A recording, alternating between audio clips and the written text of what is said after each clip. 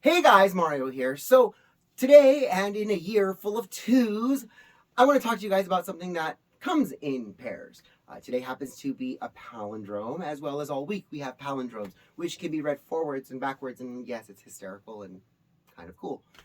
But today I want to talk to you guys about Sophie and Hans Scholl. Who are Hans and Sophie Scholl, you may ask? Well, they were in 1942 Germany. They were college students who were tired of the propaganda. They realized that Hitler had no intentions of stopping the war. Hitler's atrocities were being ignored by the mainstream, and they could see around them their world closing in, and they needed to wake up the population. They wanted to do something. Attendance at their church had exploded because people were looking for hope. People wanted to find hope.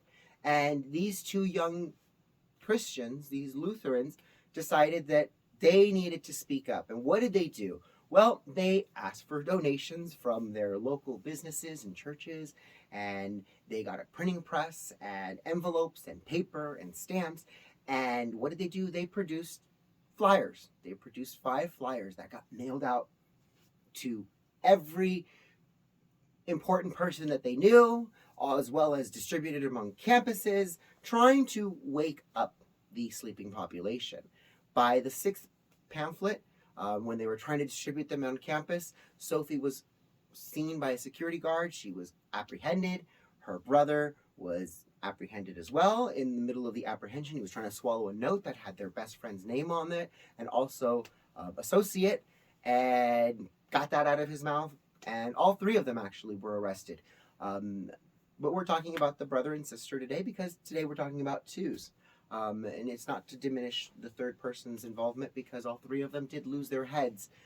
And why? Why did they lose their heads? Well, because they dared to speak out. They were propagandists.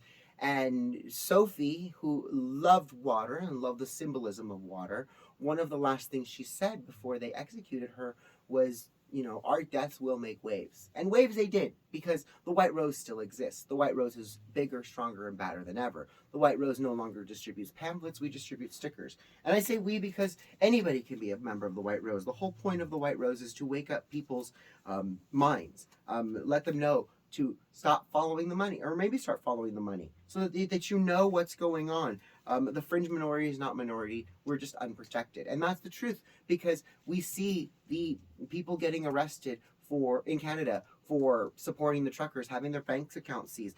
I don't know who needs to hear this, but cardiac arrests in children and teens are not normal. We need to do things like mandating freedom. And these go up all in your community. Why? Because the White Rose is everywhere. The White Rose is everywhere. We are trying to promote people to stay free, to remain free. We want you to think for yourself. We don't want you to fall prey to the television's programming, because that's exactly what it is doing. It's telling you its vision. You need to wake up. So in a year full of twos, and after having told you about these 2 wonderful young people who decided to do something, I'm also going to leave you with 2, I guess you could say, scriptures, favorites of Hans and Sophie. The first one coming from Corinthians, it says, love takes no joy in wrongdoing, but has joy in what is true. Love has the power of undergoing all things, having faith in all things, hoping all things. But now we will still have faith, hope, love. These 3. And the greatest of these is love. And then we also have a second one coming from James, which says, be doers of the world and not hearers only.